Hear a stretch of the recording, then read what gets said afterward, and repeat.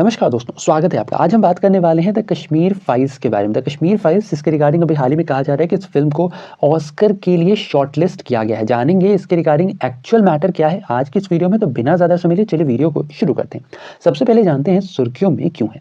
दरअसल अभी हाल ही में जो ऑस्कर है, ठीक है, ऑस्कर का जो आयोजन करती है the academy of motion picture arts and science, इसके द्वारा भी हाल ही में एक लिस्ट जारी की गई थी, एक सूची जारी की गई थी, ठीक है। और इसी सूची के अंतर्गत एक्चुअली में विवेक अग्निहोत्री की फिल्म द कश्मीर फाइल्स को भी शामिल किया गया। इस सूची के बारे में हम आगे और डिटेल से बात करेंगे। उससे पहले यहाँ पर समझ लो कि ये जो द कश्मीर फाइल्स है, इसे जब इस सूची में शामिल किया गया तो इस सूची में शामिल होने के साथ ही यह फिल्म अब ऑस्कर की रेस में शामिल हो गई है।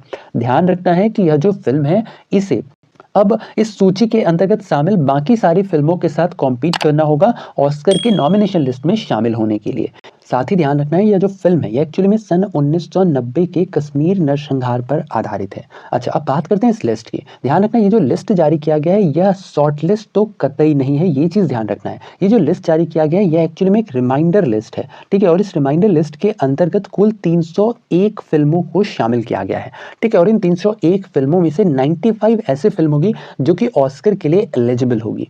इसके साथ ही साथ ध्यान रहे इसके रिगार्डिंग 24 जनवरी को एक और लिस्ट जारी की जाएगी जो कि फाइनल लिस्ट होगी, यानी जिसे हम लोग नॉमिनेशन लिस्ट कहते हैं, ठीक है। और जब नॉमिनेशन लिस्ट की घोषणा कर दी जाएगी इसके बाद फाइनली 12 मार्च 2023 को ऑस्कर अवार्ड सेरेमनी का आयोजन किया जाएगा। तो ये है कंप्लीट मैटर। अच्छा, इसके साथ ही ध्यान रखना है इसके अंतर्गत एक्टर अनुपम खेर, मिथुन चक्रवर्ती, पल्लवी जोशी और दर्शन कुमार, इन सभी को बेस्ट एक्टर्स की कैटेगरी के अंतर्गत शामिल किया गया है।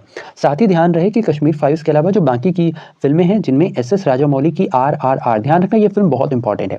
एक्चुअली में जो फिल्म है एस राजामौली की RRR, इसका एक गाना है जिसका नाम है नाटू नाटू। इसे एक्चुअली में बेस्ट ओरिजिनल सॉन्ग कैटेगरी के अंतर्गत भी शॉर्टलिस्ट किया गया है, ये बहुत इंपॉर्टेंट है, ध्यान रखना है। साथ ही ऋषभ शेट्टी की फिल्म कंतारा, संजय लीला भंसाली की फिल्म गंगूबाई काठियावाड़ी और गुजराती फिल्म छेलो शाव है, ठीक है। इन सभी को एक्चुअली में इसी रिमाइंडर लिस्ट के अंतर्गत शामिल किया गया है, जो कि आप यहाँ पे देख सकते हो ना। यहाँ पे गंगूबाई काठियावाड़ी, इसके अलावा RRR, कंतारा भी है, ठीक है। और साथ ही साथ द कश्मीर फाइल्स और लास्ट फिल्म शो जिसे छेलो शाव के नाम से जाना जाता है, ठीक है ना। तो इन सभी फिल्मों को एक्चुअली में इसी रिमाइंडर लिस्ट में शामिल किया गया है। साथ ही ध्यान रखना है कि जो कंतारा है इसने एक्चुअली में 2 कैटेगरीज के अंतर्गत वहाँ पर क्वालिफाई किया है, जिनमें एक तो है बेस्ट पिक्चर का और एक है बेस्ट एक्टर का। साथ ही ध्यान रखना भारत की ओर से जो आधिकारिक रूप से जो फिल्में भेजी गई थी, जिनमें एक था पान नलन के फिल्म चेलो शाव, जो कि गुजराती फिल्म है जिसका English version the last film show है, ठीक है। साथ ही साथ विवेक अग्निहोत्री की film the Kashmir files, Marathi film मी वसंत राव तुझ्या साथी काही, और साथ ही साथ R माधवन की film Rocketry the Nambi effect,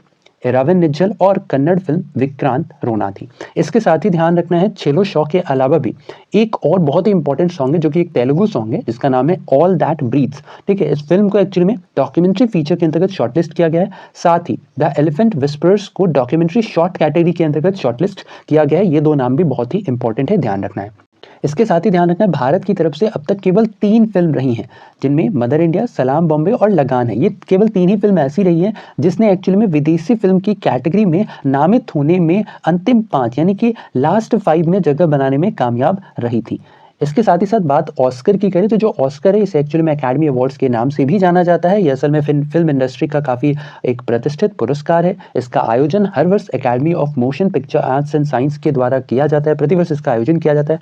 पहली बार जो इसका आयोजन है ये 16 मई 1929 को किया गया था। बट पहली बार जब इसका आयोजन किया गया था तो इसे एक्चुअली में ना तो रेडियो और ना ही टेलीविजन पर इसका प्रसारण किया गया था। पहली बार इसका रेडियो पर प्रसारण सन 1930 में किया गया और पहली बार इसे टेलीविजन पर ब्रॉडकास्ट किया गया सन 1953 में।